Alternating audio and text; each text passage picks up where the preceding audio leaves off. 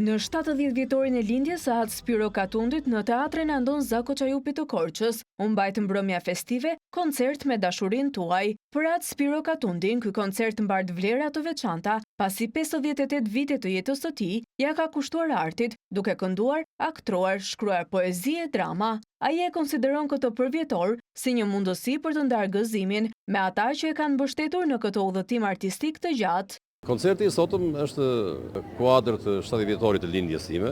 Menduam që me miqtë të festojmë së bashku, po të festojmë të gëzuar me dashuri për njëri tjetrin, edhe të japim njerëzve gëzime.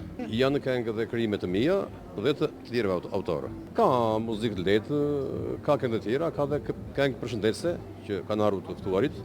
Në skenë u ngjitën artistë të njohur si Bashkim Alibali, Myfaret Elaze dhe Liliana Kondakçi, të cilët e konsideruan këtë koncert si një akt dashurie dhe respekti për artin dhe miqësinë. Jam mikeshe Spiro Katundit që në rinin e tij.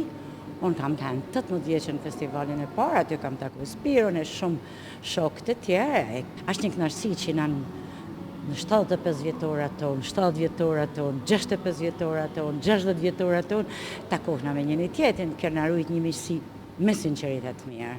Atë Spiro Katundi e ka nisur jetën e tij artistike që në moshën 12 vjeçare, një rrogotim ky i gjatë që u festua me miq dhe dashamirë të artit të tij.